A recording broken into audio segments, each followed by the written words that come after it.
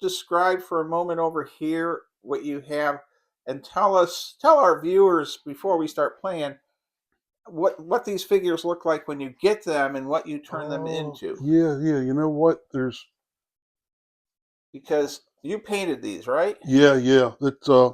It's been a lot of fun painting these. For example, here's one. I mean, they come in. They're just regular. I've got these guys primed and mounted. Okay. So, and then now I'm going to ask detailed questions. How did you get these shields painted so well? Is that a decal or? Yeah, yeah. There's a book that's called Agincourt.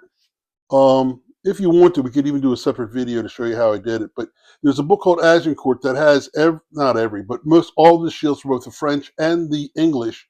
Uh, and so those. Hang on a sec.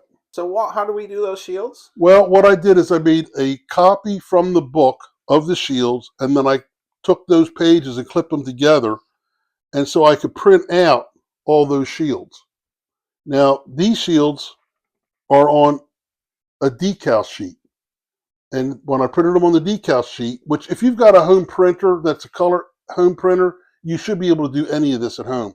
The decal paper, I just ordered it from Amazon. It's called Water Slide Decal. Um, this is the size for doing the barding on the horses. And so what I would do is I would print this first in black and white so I could make sure I was happy with the width so it would fit the horse barding correctly. The shields is a different ball game. The shields is I took the same sheets, Okay.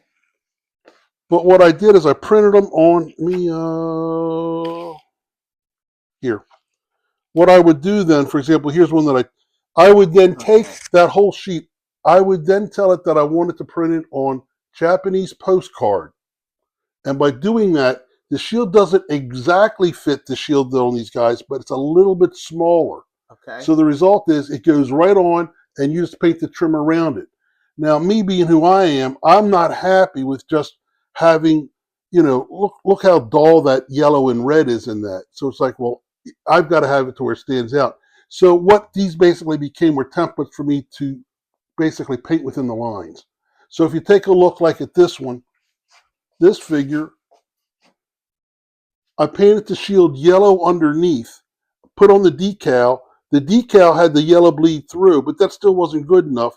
So I turned right around and just painted in within the lines. Wow, Walt. And you can do that, though. It really comes down to the brush.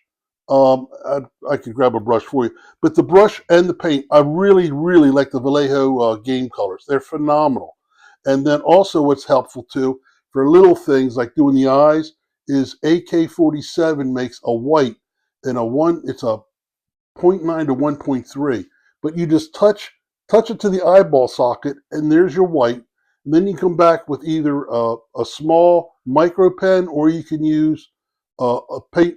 It's called brush, but just to dab the eyes in there. So, for example, with this guy, you can see his eyes, and then also you can use a real micro liner brown to trace in the eyes. And then I use the AK-47 buff just to touch the nose and the cheeks, just to make it all look, better. Wow. So. And you hand painted all of these figures, the crossbowmen. It's amazing, Walt. Well, when you're retired and you got time on your hands, and the key for me is it's not like an ADLG army where I would buy the whole army and then it's like you got to slog through it. I would buy these from Scott, 4 to 5 boxes at a time. When I would get to the point where I was wrapping up a box, I'd order 4 or 5 more boxes, because from Expeditionary Force, if you order 4 boxes, they come free shipping. The cost of the figures, it's about $4 a figure for foot. It's about $8 a figure for mounted, a little bit more.